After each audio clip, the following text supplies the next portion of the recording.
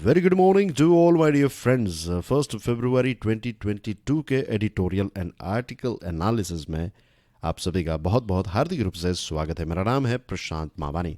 आज हमारे टेबल के ऊपर हैं 4 इंपॉर्टेंट आर्टिकल्स। टर्बुलेंस अहेड, ये एयर इंडिया और टाटा के बारे में। टर्बुलेंस का मतलब होता है अशांति या फिर उग्रता।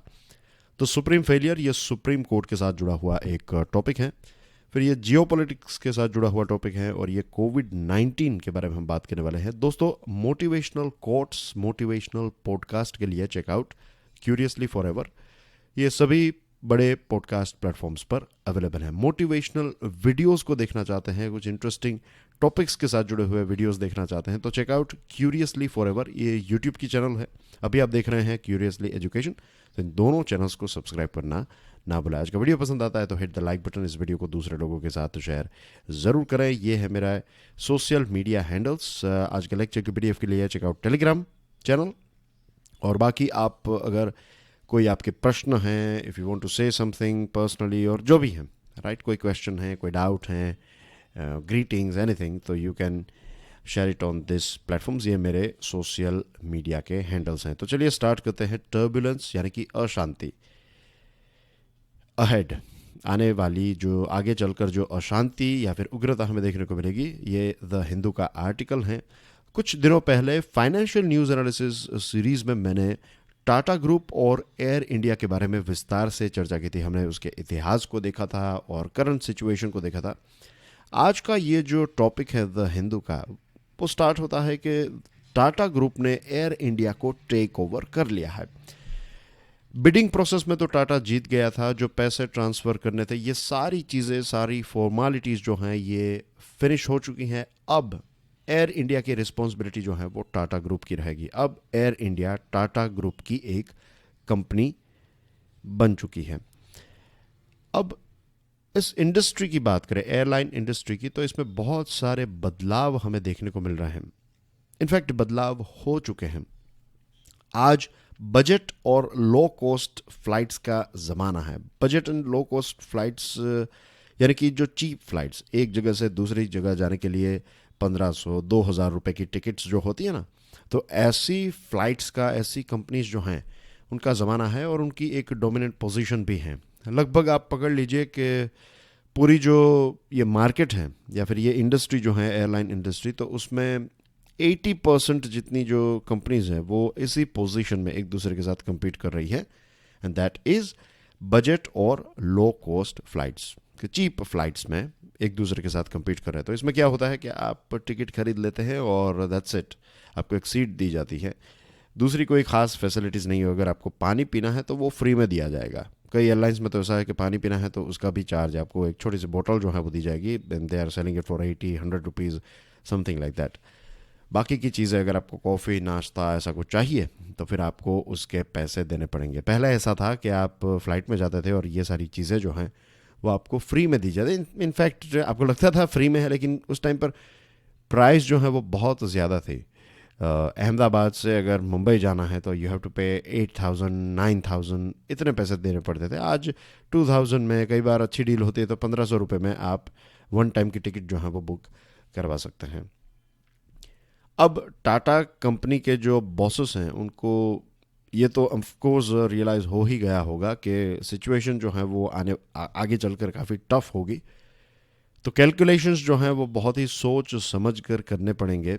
और उनकी जो दूसरी एयरलाइंस है टाटा की, जैसे कि विस्तारा में उनकी पार्टनरशिप है, तो Vistara is more for luxury.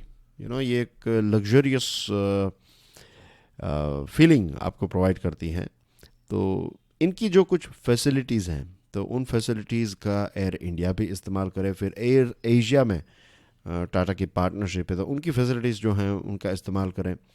Air India express जो है उनकी इतनी कोई ख़ास नहीं है फैसिलिटीज़, लेकिन उनकी भी जो भी प्रॉपर्टीज़ हैं, जो भी उनकी जो भी एसेट्स हैं, तो उनका भी इस्तेमाल जो है वो एयर इंडिया करे। तो ऐसी कोशिश जो है वो की जाएगी। तो बेसिकली यू कैन से कि जो रिसोर्स हैं उनके पास, उन रिसोर्स का मैक्सिमम इस्तेमाल किया जाना चाहिए ताकि अननेसेसरी कॉस्ट जो हैं, बेफिजुल खर्चे जो हैं वो एयर इंडिया के ना हो। अब इंटरनेशनल फ़्लाइट्स की बात करें तो कुछ मल्टीपल चैलेंजेस हमें देखने को मिल सकते हैं। एक तो कोविड-19 की वजह से बहुत सारे देशों में आप ट्रैवल नहीं कर सकते और एक एयर ट्रांसपोर्ट बबल भी क्रिएट किया जाता है। अब what is air transport bubble?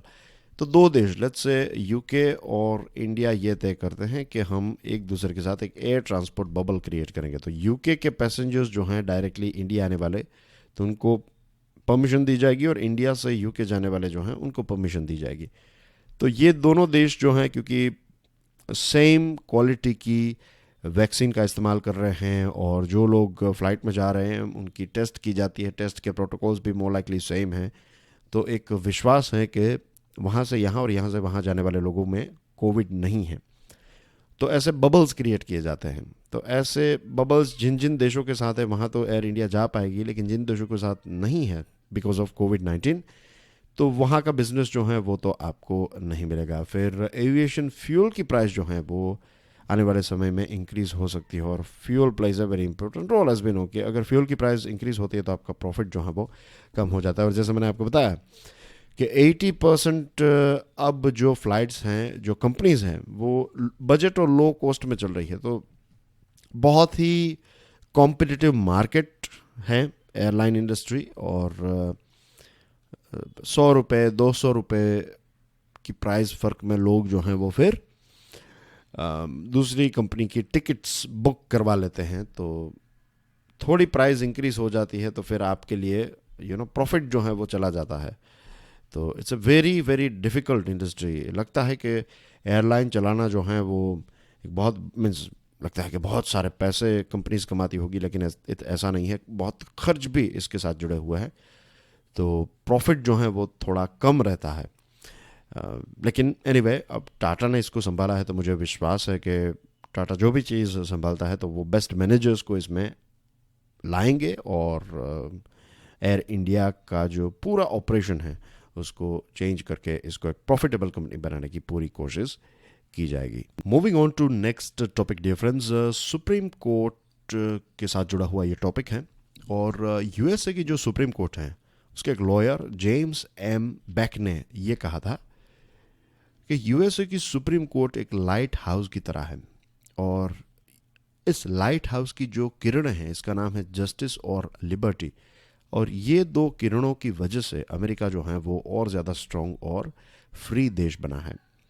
इसी बात को भारत के एक जज, सुप्रीम कोर्ट के जज एम जगन्नाथ राव साहब ने भी ये जेम्स एम बैक की जो बात है उसके बारे में यह कहा कि जो बात अमेरिकन सुप्रीम कोर्ट पर लागू होती है, जो अमेरिकन सुप्रीम कोर्ट के साथ जुड़ी हुई बातें जो हैं वो भारत की सुप्रीम कोर्ट के साथ जुड़ी हुई भी है। यानी कि अमेरिकन सुप्रीम कोर्ट का जो एक मेन रोल है वैसा ही रोल भारत की सुप्रीम कोर्ट का हमारे देश में है, नो डाउट अबाउट इट। बहुत सारे इंपॉर्टेंट डिसीजंस सुप्रीम कोर्ट ने लिए हैं जिसने हमारे देश को और ज़्यादा अच्छा और मजबूत बनाया, जैसे कि प्राइवेसी को एक मौलिक अधिकार बना दिया, गे सेक्स को डीक्रिमिनलाइज कर दिया, फिर थर्ड जेंडर जो हैं, ट्रांसजेंडर जो हैं, उनको थर्ड जेंडर के तौर पर रिकॉग्नाइज किया, ट्रिपल तलाक को हमेशा हमेशा के लिए ख़त्म कर दिया। तो ये कुछ अच्छे डिसीजन सुप्रीम कोर्ट ने लिए हैं, लेकिन कुछ ऐसे भी डिसीजंस हैं जो लंबे समय से सुप्रीम कोर्ट के पास पेंडिंग हैं, और इनको आप कह सकते हैं कि कहीं ना कहीं सुप्रीम कोर्ट पर कुछ काले मार्क्स, ब्लैक मार्क्स जो हैं वो ये डिले की वजह से लग चुके हैं। विधि सेंटर फॉर लीगल पॉलिसी हैं, और इन्होंने एक कॉम्प्रिहेंसिव ट्रैकर डिज़ाइन किया है जो बताता है कि जितने भी केसेस पेंडिंग है, 5 जज वाली कॉन्स्टिट्यूशनल बेंच, 7 जज वाली कॉन्स्टिट्यूशनल बेंच, 9 जज वाली कॉन्स्टिट्यूशनल बेंचेस के पास कितने कितने केसेस पेंडिंग हैं। तो pay attention here, according to this tracker there are 25 main cases pending before the 5 जज constitution bench, 5 cases each pending before 7 जज एंड 9 जज बेंचेस। तो ये बेंच के पास 25 केस, इनके पास 5, इनके पास 5 ऐसे केसेस पेंडिंग हैं। अब ये केसेस जो हैं ये कुछ अम्ब्रेला केसेस हैं या फिर बड़े इंपॉर्टेंट केसेस हैं। इन केसेस के साथ जुड़े हुए कुछ लगभग कनेक्टेड 500 केसेस हैं। तो जब तक इन केसेस के ऊपर फैसला नहीं होगा, इन केसेस के ऊपर फैसला नहीं हो सकता। अब बड़े बड़े केसेस की बात करें तो सिटीजनशिप अमेंडमेंट एक्ट 2019, इसके बारे में काफ़ी डिस्कशन हुई थी। आपको याद होगा कि जो बांग्लादेश, अफ़गानिस्तान, पाकिस्तान से जो हिंदू, जैन, बुद्धिस्ट, सिख हैं, अगर वो भारत में आना चाहते हैं तो उनको सिटीज़नशिप दी जाएगी। तो मुस्लिम्स जो हैं वहाँ के, उनको सिटीज़नशिप नहीं दी जाएगी। सरकार ने इसके बारे में एक्सप्लेनेशन भी दिया था, लेकिन इसके साथ जुड़ा हुआ जो केस है वो पेंडिंग है। तो इसका जब तक फाइनल डिसीजन नहीं आएगा तब तक हमें पता नहीं चलेगा कि ये जो अमेंडमेंट किया है ये बराबर है या नहीं है। फिर आर्टिकल 370 ऑफ द कॉन्स्टिट्यूशन जो इसको रिमूव किया गया, और फिर जम्मू एंड कश्मीर जो एक राज्य था उसको 2 यूनियन टेरिटरीज में डिवाइड किया गया। तो इसके साथ जुड़ा हुआ केस भी एक लंबे समय से पेंडिंग है। फिर पब्लिक एजुकेशनल इंस्टीट्यूशन और गवर्नमेंट जॉब्स में जो इकोनॉमिकली वीकर सेक्शन है, EWS का रिजर्वेशन, इसके साथ जुड़ा हुआ केस पेंडिंग है। फिर डीमोनेटाइजेशन के साथ जुड़ा हुआ जो केस है वो पेंडिंग है, और इलेक्टोरल बॉन्ड्स स्कीम जो है इसका केस भी पेंडिंग है। तो आई एम श्योर आपको पता होगा कि ये बड़े बड़े टॉपिक्स हैं और इनकी वजह से कितने सारे दूसरे केसेस जनरेट हुए हैं। तो जब तक ये चीज़ें सॉल्व नहीं होगी तब तक वो सारे केसेस जो हैं वो सॉल्व नहीं होंगे। Granville Austin, A distinguished constitutional scholar, said the Supreme Court is custodian of the equality under the law that lies at the heart of the country's constitutional democracy. Unless the court strives in every possible way to assure that the constitution, the law applies fairly to all citizens, the court cannot be said to have the courts cannot be said to have fulfilled its custodial responsibility. जब तक हमारे देश का जो कानून है, जो हमारा कॉन्स्टिट्यूशन है, वो हर एक नागरिक पर इक्वली जब तक अप्लाई नहीं होता है तब तक कोर्ट्स जो हैं वो ये दावा नहीं कर सकती कि उन्होंने जो उनकी एक रिस्पॉन्सिबिलिटी है, कॉन्स्टिट्यूशन को बचाने की रिस्पॉन्सिबिलिटी, मेक श्योर करना कि अंधेरा जो है वो हमेशा के लिए गायब हो जाए, उजाला हमेशा रहे, और सभी नागरिक जो हैं वो इक्वल राइट्स एंजॉय कर सके, चाहे वो प्रेसिडेंट हो या फिर एक साधारण व्यक्ति। राइट, हर कोई इक्वल राइट्स एंजॉय करे, हर किसी के पास सेम पावर हो। जो बुक्स में बताया जाता है कि वी ऑल आर पावरफुल, हमारे पास पावर है to vote and everything, but in reality we know के एक साधारण व्यक्ति के पास ना के बराबर पावर है। कुछ ऐसे लॉज और सारी चीज़ें हुई हैं, लेकिन आज भी हम ऐसा नहीं कह सकते हमारे देश में कि हर एक नागरिक जो हैं वो उतना शक्तिशाली हैं। तो जब तक ये नहीं होगा तब तक कोर्ट्स ने अपनी रिस्पॉन्सिबिलिटी जो है वो कंप्लीटली फुलफिल नहीं किया। The court should perform its constitutional duty of being formidable counter force to brute majoritarianism. Regular students, आपको याद होगा कुछ दिनों पहले हमने विस्तार से यूक्रेन और रशिया के बीच में जो इश्यूज चल रहे हैं इसके बारे में विस्तार से चर्चा की थी। मैंने आपको USSR की एक हिस्ट्री के बारे में भी बताया था और हमने 15 देशों को लोकेट भी किया था। तो हम आज उन सारी चीज़ों को फिर से यहाँ पर डिस्कस नहीं करेंगे। नए स्टूडेंट्स अगर आप हैं, आज अगर आपका पहला दिन है और आप ये जो USSR वाली चीज़ों को जानना चाहते हैं तो कमेंट सेक्शन में बताइएगा, मैं आपको उस वीडियो के लिंक जो है वो प्रोवाइड कर दूंगा। उसको आप एक बार देख लीजिएगा, उसके बाद आप इस टॉपिक को देखिएगा, वरना आपको बहुत सारी चीज़ें जो हैं वो समझ में नहीं आएगी। नाउ डियर फ्रेंड्स, जनवरी 2022 में बहुत सारी इंपॉर्टेंट मीटिंग्स जो हैं वो रशिया और USA के बीच में हुई। एक मीटिंग जो है वो जेनीवा में हुई। United states deputy secretary of state यानी कि USA के जो डिप्यूटी फॉरेन मिनिस्टर हैं उनके और रशिया के डिप्यूटी फॉरेन मिनिस्टर के बीच में एक मीटिंग हुई। उसके बाद ब्रसल्स में एक मीटिंग हुई, ये नेटो और रशिया काउंसिल की मीटिंग थी, और उसके एक दिन के बाद security and cooperation in Europe OSCE की मीटिंग हुई। अब हम जानते हैं कि यहाँ पर लगभग 1 लाख जितने रशिया के सोल्जर्स जो हैं उनको डिप्लॉय किया गया है। क्रीमिया वाला पोर्शन जो है वो 2014 में रशिया के पास आ गया था। क्या आपको पता है कि 2008 में बुखारेस्ट में एक नाटो की समिट हुई और उस टाइम पर नाटो ने यह कहा कि अगर जॉर्जिया और यूक्रेन दोनों नाटो को ज्वाइन करना चाहते हैं तो दरवाजे आपके लिए खुले हैं। इस बात के बारे में रशिया जो है वो भड़क गया। रशिया जो है उसको ये बात बिल्कुल पसंद नहीं आई, और फिर रशिया राह देख रहा था कि अगर कुछ जॉर्जिया में गलत हो जाए, कुछ ऐसा चांस मिले तो फिर हम दिखा देंगे कि हम कितने ताकतवर हैं। और हुआ भी। कुछ महीनों के बाद 2008 में जॉर्जिया के प्रेसिडेंट जो थे मिखाइल साक्सविली। तो उन्होंने कुछ वहाँ पर एक्शन ली थी, पॉलिटिकल एक्शन, और इसकी वजह से साउथ ओसेटिया नाम की जो जगह है तो वहाँ पर काफ़ी प्रोवोकेशन हुआ था और रशिया को एक मौका मिल गया। तो रशिया ने ये जो जॉर्जिया देश है इसका ये वाला पोर्शन जो है साउथ ओसेटिया और अबखाज़िया, तो ये दोनों रीजन जो हैं वो फिर 2008 में रशिया ने अपने कंट्रोल में ले लिया। 2014 में क्रीमिया वाला पोर्शन जो था यूक्रेन का वो अपने कंट्रोल में ले लिया था। वहाँ पर एक इलेक्शन टाइप रेफरेंडम करवाया गया और 94% वोट जो हैं वो रशिया के पक्ष में रहे। इतना ही नहीं, दूसरी जगहों पर भी अलग अलग बॉर्डर्स, ये यूएसएसआर का मैप रेगुलर स्टूडेंट्स आपको याद होगा, तो यहाँ पर ध्यान दीजिए, ये है नंबर 5 बेलारूस, ये नंबर 6 हैं यूक्रेन, नंबर 8 पर हैं जॉर्जिया जो अभी मैंने आपको दिखाया था कुछ साल पहले, तो नहीं लास्ट ईयर की ही बात है जब अजरबैजान और अर्मेनिया के बीच में युद्ध हुआ था। ये नंबर 9 और नंबर 10 के बीच में। नंबर 10 जो है उसको टर्की सपोर्ट करता है और नंबर 9 जो है उसको रशिया सपोर्ट करता है। तो अब देखें कि अलग अलग रशिया जो जिन देशों के साथ बॉर्डर शेयर करता है तो वहाँ पर इश्यूज़ काफ़ी चल रहे हैं। बेलारूस में इश्यूज़ चल रहे थे और यूक्रेन में अभी इश्यूज़ हैं। फिर यहाँ पर युद्ध जैसी सिचुएशन हुई। कज़ाकिस्तान की बात करें तो कुछ टाइम पहले ही ये CSTO, इस टॉपिक को भी हमने डिस्कस किया था, याद होगा कि कलेक्टिव सिक्योरिटी ट्रीटी ऑर्गेनाइजेशन जो है उसने कुछ 4000 जितने रशियन सोल्जर्स को भेजा और फिर कज़ाकिस्तान में लोअर ऑर्डर की सिचुएशन जो है उसको कंट्रोल में लाया गया। अब टर्की के बारे में मैंने आपको बताया कि टर्की जो है वो अजरबैजान को सपोर्ट करता है। तो जब अजरबैजान और अर्मेनिया का युद्ध चल रहा था और युद्ध के बाद भी रशिया वर्सेस टर्की जैसी सिचुएशन आपको देखने को मिलती है। अब इंटरेस्टिंग और कॉम्प्लेक्स बात यह है कि एक तरफ टर्की जो है वो रशिया से S-400 मिसाइल डिफेंस सिस्टम खरीद रहा है, तो दूसरी तरफ वो अजरबैजान को सपोर्ट कर रहा है। दूसरी तरफ यूक्रेन को भी ये ड्रोन्स और दूसरे मिलिट्री हार्डवेयर जो है वो टर्की बेच रहा है। तो सिचुएशन जो है वो काफ़ी कॉम्प्लेक्स है यहाँ पर। और अब दोनों प्रेसिडेंट बाइडेन और प्रेसिडेंट पुतिन जो हैं वो फिर से इतिहास को लिखना चाहते हैं। मिस्टर पुतिन का ये मानना है कि 1991 में जो यूएसएसआर गिर गया, यूएसएसआर जो है वो बिखर गया, तो वो उनके देश की हिस्ट्री के लिए बहुत ही बुरी बात हुई।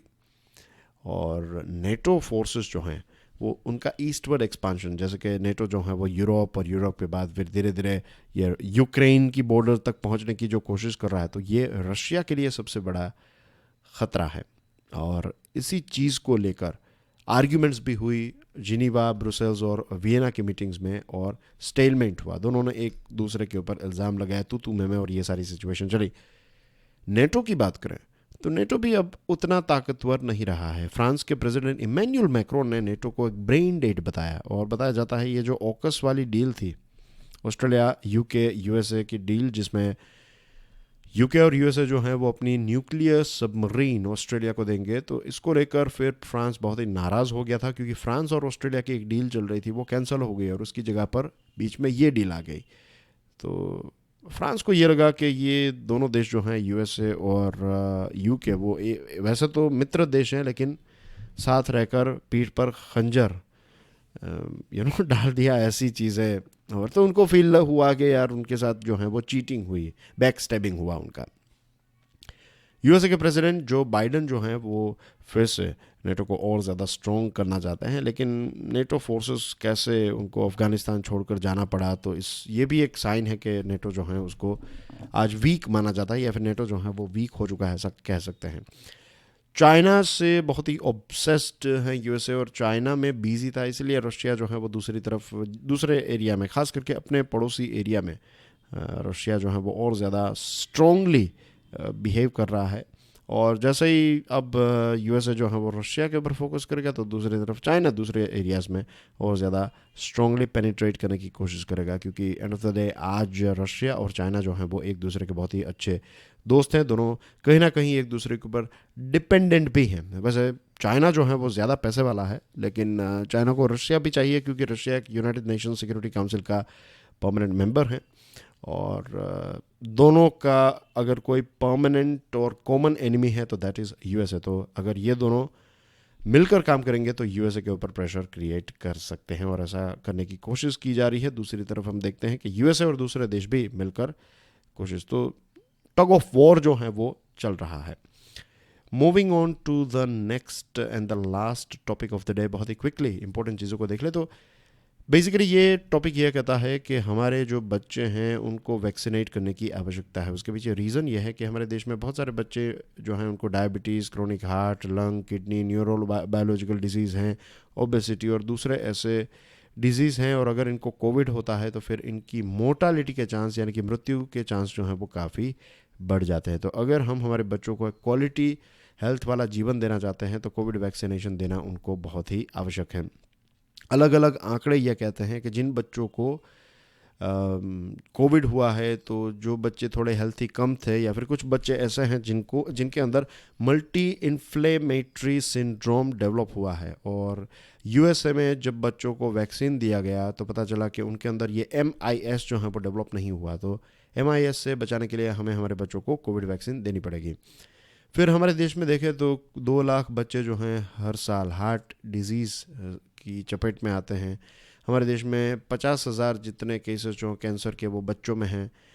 न्यूरोबायोलॉजिकल डिसऑर्डर हमारे देश के बहुत सारे बच्चों के अंदर हैं। फिर इसके अलावा दूसरे अलग अलग डिजीज़ की वजह से जो 4 करोड़ लोग हैं उसका 7% जो हैं वो बच्चे हैं जो डिसेबल हो जाते हैं because of this disease. Obese बच्चों की बात करें जो मोटापे के शिकार हैं, तो ऐसे दुनिया के सेकंड हाईएस्ट बच्चे जो हैं, सेकंड हाईएस्ट आंकड़ा जो है वो हमारे देश का है। और इसके अलावा भी बहुत सारे डिजीज़ हैं।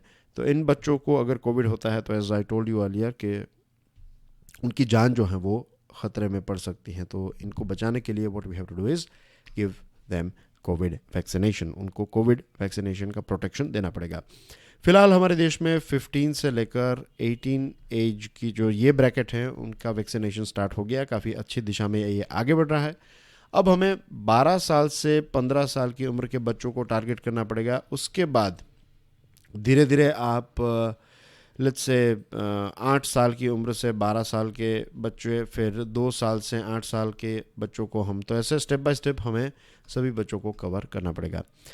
And that's everything in today's discussion dear friends. Economic survey के साथ जुड़े हुए इंटरेस्टिंग पॉइंट्स जो हैं, जो इंपॉर्टेंट पॉइंट्स हैं, वो हम फाइनेंशियल न्यूज़ एनालिसिस सीरीज़ में कवर करेंगे।